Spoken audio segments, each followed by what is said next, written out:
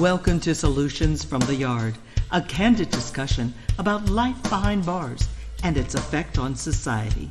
We'll discuss reintegration or re-entry back into the community post-incarceration. Your host for this episode is Charles Hopkins.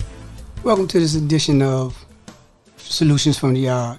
I'm Charles Hopkins. I'm joined here with my co-host, Michael Dickinson-Hill. Our other colleagues should be coming shortly. If not, the show must go on. Today, we'll be talking about homelessness and juvenile delinquency. More specifically, we'll try to examine some of the problems is caused by juvenile delinquency and homelessness. Now, according to a study, it says each year 4.2 million youth and young adults experience homelessness. Approximately 1 million youth becomes involved in probation and the incarceration system. With these numbers like this here, Mike, from your own observation, how do you see homelessness as it relates to juvenile delinquency, more specifically youth as a result of not having a place to stay or a stable environment? How do that play into them becoming delinquent, for lack of a better word? Well, from what I've seen in the past, and and especially since I've been, released back into society, you have a lot of generational trauma. Mm-hmm. And that's one of the things that I see, a lot of generational trauma. A lot of this stuff started from, the crack era, the PCP era, and stuff like that. Because a lot of the youth that you see, they have parents that was grown, or was born in that era, grew up in that era, and then they turn around and had a child. And you see how the traumatization of what happened in the streets during that crack era. Because you got to think, back in that time, DC had the highest murder rate in the nation. That's right. For like 3 years straight. I think it was like from 87, 88 to 89, they had the highest murder rate.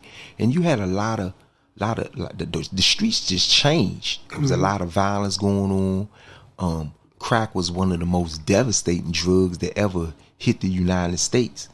And, you just basically seeing the results of that now. You seeing the results of children that was born by crack, mothers that was on crack. Then they turn around and have children. And you seeing the results of that. It's just that generational trauma from the drugs, the violence, and the stuff that we seen back in the 80s. And now you starting to see it in the youth, because it's like those households are so unstable. A lot of the youth wind up leaving home because there's no food in the house. The parent is not able to take care of them. So they, they forced to go out on their own. And this juvenile delinquency is based on once the child have to become a criminal to survive. And see, that's what's happening. A lot of children nowadays, they are put in a situation, either they gonna be standing on the corner bumming for nickels and dimes and pennies, or they gonna go out and do what they have to do to survive. And that's what a lot of that you are seeing today. And you hit on a point about how living in an impoverished environment based in that a drug infested environment. And we know that, like you say, this is was a pandemic nationwide, and DC had what they was called the murder capital of the world at that time.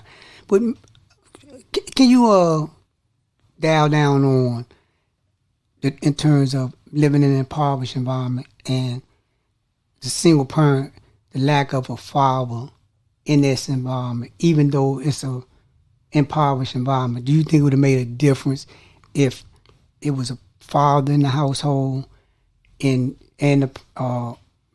having that male presence to be able to give the children some kind of guidance? Do you think it would have made a difference, or you think it would have been all one and the same? I'm gonna speak from my own perspective, because I grew up with a father in the household, but I also had other individuals in my neighborhood, which my neighborhood was a residential neighborhood. It was other individuals that was hustling. They was selling drugs, and they was in that limelight. Then I had friends that didn't have the father in the household. So I think that for me, it plays, it's a double-edged sword, because how our community started falling was once the drugs started coming in, you had the father start getting high, the father started getting locked up, getting these life sentences under crime bills, things of that nature. Fathers getting killed, and that trickled down to the household. So it's kind of like a double fold. Like I said, it's a double-edged sword.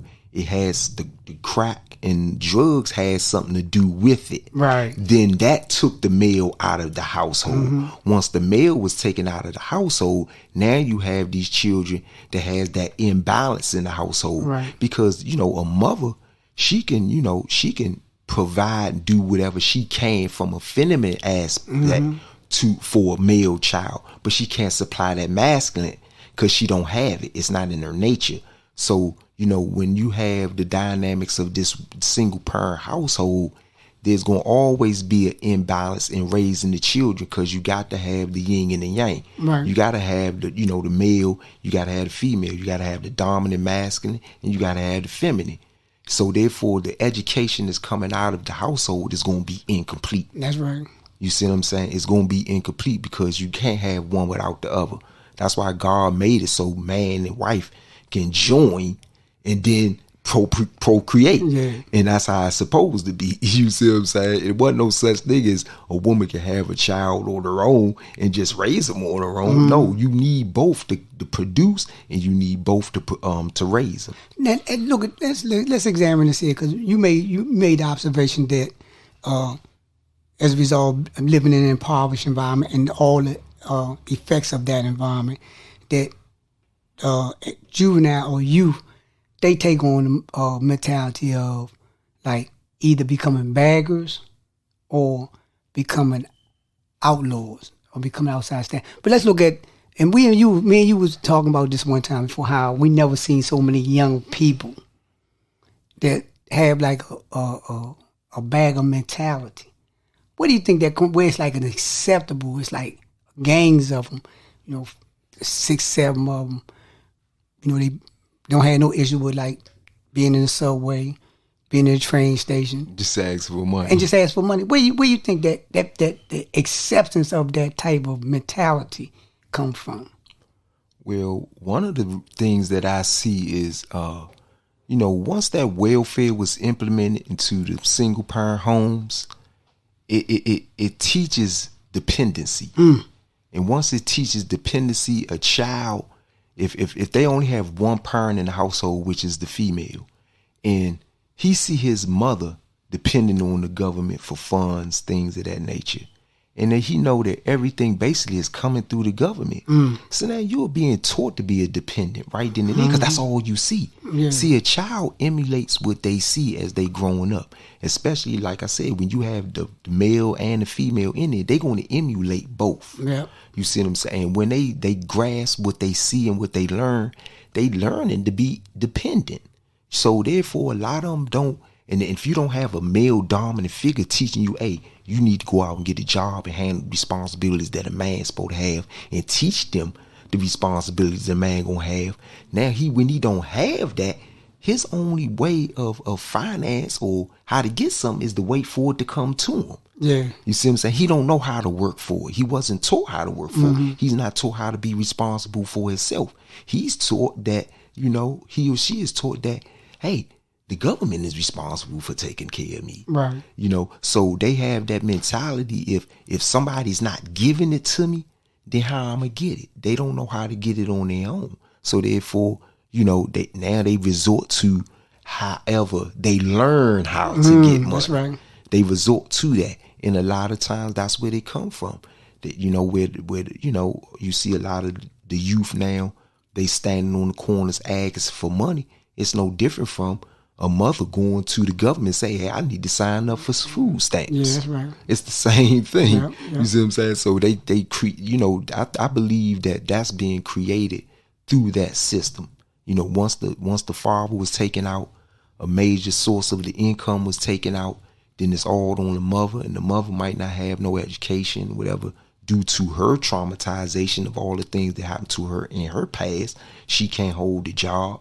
So now, you know what I'm saying? It's just a generational snowball effect. And that generation trauma, and we recognize that in this study it says that the juvenile delinquency behavior results from no structure in the child's life. So we got a child that's like accustomed to be a bagger. Then they drop out of school, they become truant. And in their truancy, they be on the streets and be idle. And subsequently, they're subject to be arrested and put into the system. Now, let's talk about that in terms of like juveniles being arrested and put into the juvenile delinquency system. Do you think the juvenile delinquency system has been effective in terms of providing the youth with structure and getting them to be able to look at themselves and be able to be critical thinkers and make the right decision? Or you think it's just like a stepping stone to the next step in the ladder, which is the adult system? No question. You know, that's without a doubt, a contradiction. You know, you can do any type of statistics that you want. The average person that was in adult prison was incarcerated as a juvenile. That's right. So that's no question that, you know, it's nothing but a stepping stone, especially if the proper education is not done there. You know, most juvenile facilities are gladiator schools. Yeah. You know, when I was in what was called Lorton Reformatory, they had you know, a particular prison in Lorton called the Youth Center 1. Right. And everybody that ever been down Lorton know that Youth Center 1 was called Gladiator School. That's right. And that's what gladiators do. They keep fighting until they reach the highest goal that they can.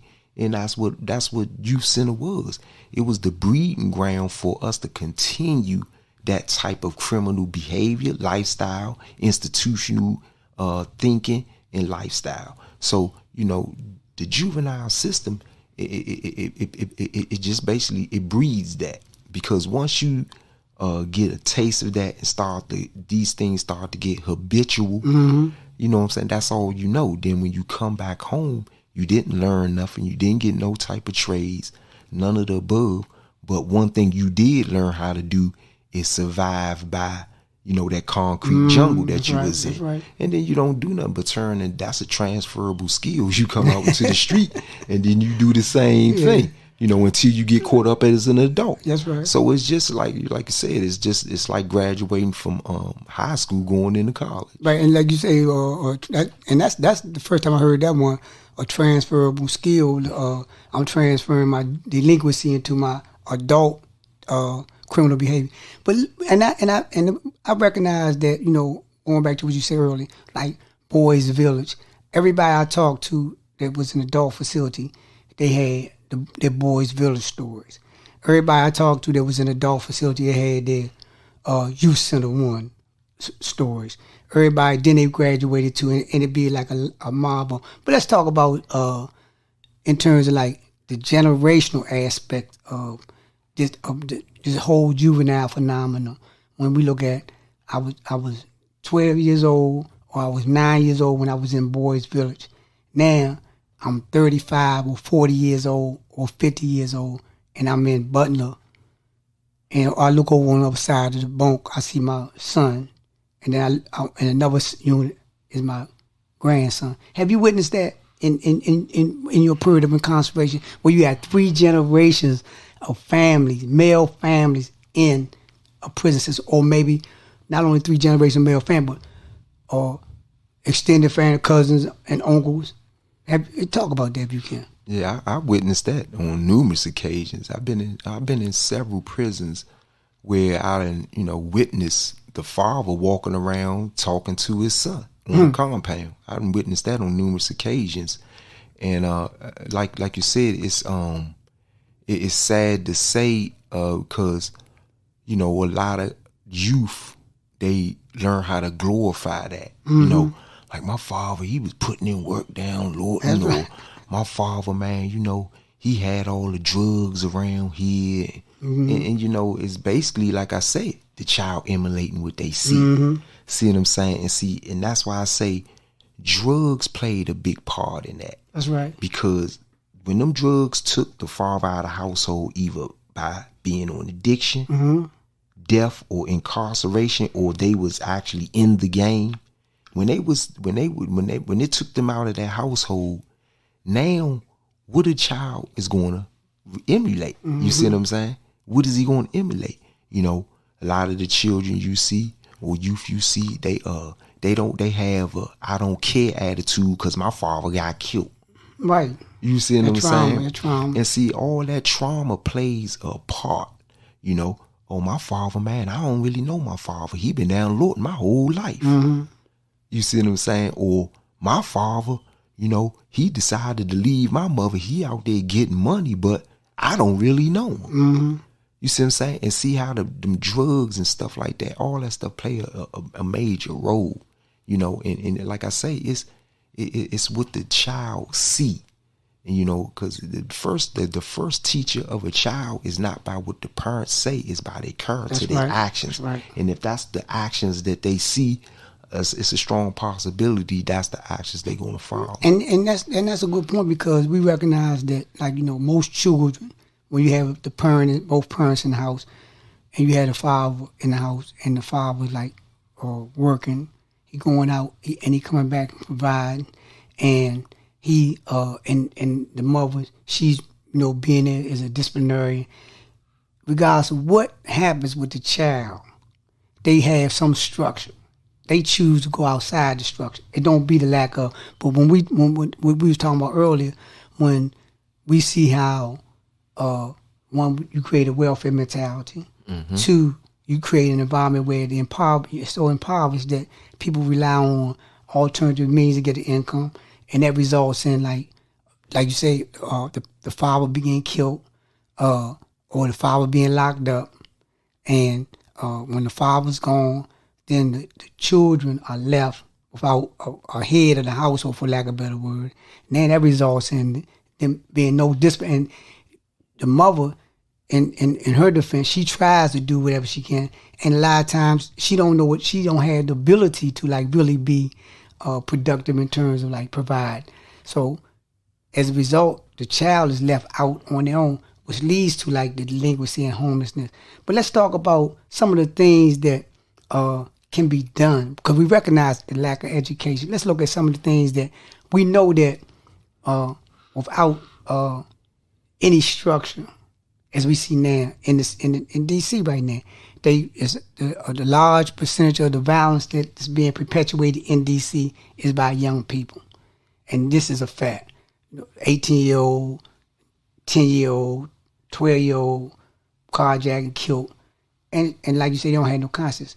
What can be done? What do you think a solution to some of the problems when it comes to dealing with our youth? What do you think that could some of the things that we could be doing, as opposed to like dusting off the playbook, lock them up and throw away the key, or create another draconian laws, or, you know, oppressive laws like 3 strikes, or if you're 19, you know, you know what I'm saying? Right.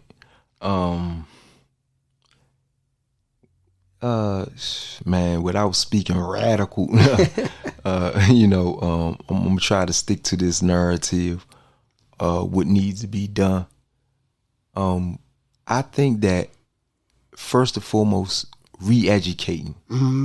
Re-education is very important. And when I say re-education, more education to not just the youth, but to the parents. You know, when a lot of these single parent homes, you know that they have instead of just providing them with welfare, you know, all these other things, provide them with some form of counseling. That's right. See, because I'm like this, it's no different from the return to citizen agencies. You got a lot of return to citizen agencies that's, you know, giving ex-convicts the leg up, helping them out with whatever they need to help them out with, you know, with housing, you know, food assistance, you know, all these different agencies that they have for that. All right, they need to have agencies specifically for single parent homes. That's right. You see what I'm saying? Instead of just having these agencies just for return to citizens, have agencies for single parent homes to educate the parent that's in that single parent home raising these children how to do things. Point out to them what the trauma that they've gone through. Do certain assessments on them. Just like we mentioned before, like a prisoner, before he comes home after, especially he done 20 years, 30 years or whatever, he should be assessed, mentally assessed before he get out, so he can have a diagnosis. You see what I'm saying? So he knows what his issue is and how to, how to address that issue. So it's the same thing with a lot of these agencies. They need to come up with agencies that teach the single parent the same thing. Assess them, see what their issues and what their problems are, and then come up with an educational system, because we can point out the problem. And that's the whole point. We just said, okay, drugs is the problem. The father not being here is the problem. Okay, we know the problem. Now these agencies supposed to come up with the solution, because you know the problem. That's right. You understand what I'm saying? And that's one of the things that I believe where the root of it should start, because it always start in the household. That's right. So all these single parents, instead of just giving them food stamps and, putting them in Section 8 and all that, no. Educate them to raise themselves up so they can be educated financially, you know what I'm saying, so they can stop being dependent and get a job, because a lot of single parents out here got some good jobs. Yeah, that's right. You see what I'm saying? I know some single parents that's making over $100,000 a year. You see what I'm saying? So therefore, that's the whole thing that I think that need to be done when it comes to that. Focus on the single parent homes, how to properly educate them, get them the legs up to get degrees and stuff like that, so they can get out of these impoverished neighborhoods. Because one thing we ain't going to stop here in the United States, crime is not going to stop. Drugs is not going to stop. So therefore, these are the things that we know. We know that these drugs are in certain areas in our city. You ain't going to see nobody standing on the corner selling no weed in a sandwich bag straight on Georgetown corner on the Banana Republic. Like, hey, I got 20s right here. Yeah, you're not going to see it. Not seeing it. So, I mean, we're going to keep it real. You're not going to see it there, but you're going to see it in these impoverished neighborhoods. So these are the things that need to be taught to the parent, so they can be well grounded on what to see and not to fall into those traps. Give them the leg up. You got all these agencies throwing away all this money. All right, throw away some money so that she can go back to school. That's right. You see what I'm saying? Throw away that money. You know what I'm saying? Start trust funds for the child, so when they do graduate from high school, they can move up to higher education. See what I'm saying? These are the things that need to be done, instead of just giving you some welfare. Right. You know what I'm saying? Just like Jesus said about the fishing. That's right. You know what I'm saying? I'm not going to keep fishing for you. I'm paraphrasing, but I'm not going to keep fishing for you. I'm going to teach you how to fish. Right. And that's the thing what need to be done to these single parent homes. Teach them how to fish instead of keep fishing for them. Right. You know what I'm saying? Teach them how to fish. And you know what? And I like the way you unpack that, because when we look at the solutions, like you say, Dr. King called it paralysis of analysis, and that's basically saying, like, I know what the problem is. So you start analyzing to the point where you become paralyzed in terms of like the analysis, but you ain't got no result.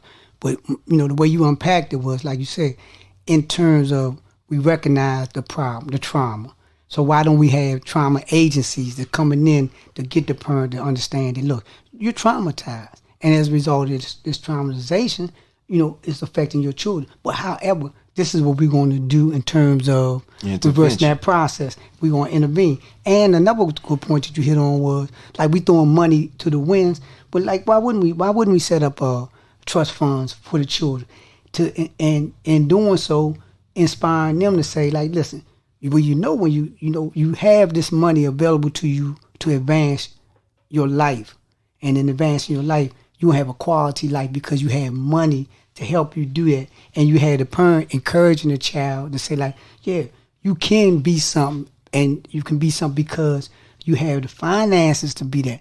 But so in terms of solutions, we recognize that as opposed to the government constantly utilizing these impoverished conditions to infuse more money into the police, to infuse more money into like having people to be maintain a subjugated mentality. If they took that money and they put it in the community to empower people, get people to see themselves, self-actualize. Yeah, I can take and be something. When I no matter where I'm at, I can be something because I have value, and you teaching that value in your assessment of them. Yeah, so that's what we're looking at today. We're looking at how do we change this narrative. Mike, you got the last word on this. What you want to say? I want to say, like with this conversation, it needs to be heard so it can bring you to a form of consciousness. Because, a lot of our people, they asleep by the narrative of what they see, this Instagram, TV, and they just unconscious of, they thinking like this just the way life is for the black man in America or the black woman in America. That's right. And that's why I say these conversations need to be talked about. And, one time my father had a conversation with me, man, and it was real enlightening because I didn't look at it that way. Like when you got this inclusionary zone. And he was saying, man, that's good that they doing this for some of the people that's of low income because it's giving them the chance to live around a different environment. I don't want to name the race, right. But it's giving them a chance to live around a different environment and see something different. When you see something different, it starts to give you some form of hope. That's right. Like, I can do this. You see what I'm saying? And that's what I think that, some of these things kind of like need to be focused on is giving them a vision that it can be better instead of giving them a vision that it's just going to constantly be like this and get worse. We got to give our people of some form of hope, a beacon light to look at. And when you see that beacon light in that example, then that's the sparking the consciousness of change. There you have it. Solutions from the Yard, sparking the consciousness for change, giving people hope by giving them opportunity to raise up out of the muck and degradation that they find themselves in. Thank you, Dickinson Hill. Thank you. You've been listening to Solutions from the Yard. This podcast is presented by Voices for a Second Chance, a comprehensive reentry program that provides culturally appropriate, trauma-informed, gender-specific, and peer-based services. For more information, go to info@vscdc.org or visit our website at www.vscdc.org.